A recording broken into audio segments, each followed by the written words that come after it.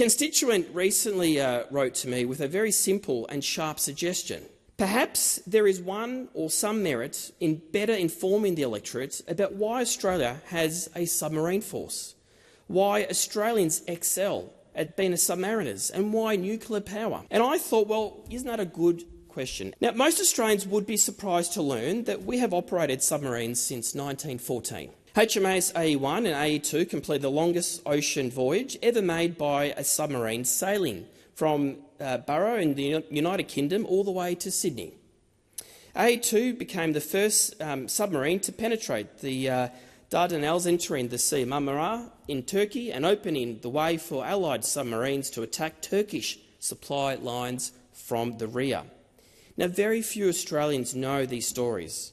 Even fewer know that Fremantle was once the second largest submarine base in the world, and that submarines operating from there played a decisive role in defeating Japan, not through battle but by cutting off its fuel supply. Our submariners carried the motto of HMAS Platypus, nothing too difficult. Which brings me to the technical question, and I am most often asked about: why nuclear powered, and what does that actually mean? Nuclear-powered submarines are not nuclear-armed, and that is something that we need to be very clear and careful about in this conversation.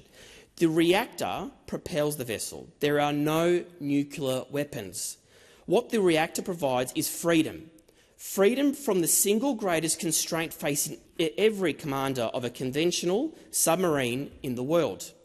Every conventional submarine runs on a battery, and every commander of such a boat watches that battery percentage constantly. To recharge, the submarine must rise to periscope depth and run its diesel generators, a process called snorting. That is a very noisy, vulnerable moment. Technological advances mean that the moment a submarine rises to snort, it can be detected via satellites. In the age of missiles and network systems, this is a truly unacceptable risk for our sailors and submariners. A nuclear submarine has none of those constraints. It can remain submerged and undetected for the entire duration of deployment. This dramatically improves the chances of a mission success.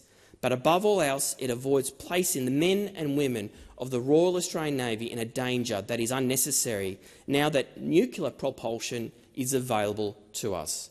And for a nation whose area of maritime interest stretches thousands of kilometres across two oceans, endurance and freedom of navigation are not luxuries. They are the difference between a submarine force that can truly protect Australia and one that is fundamentally limited in where it can reach and how long it can stay.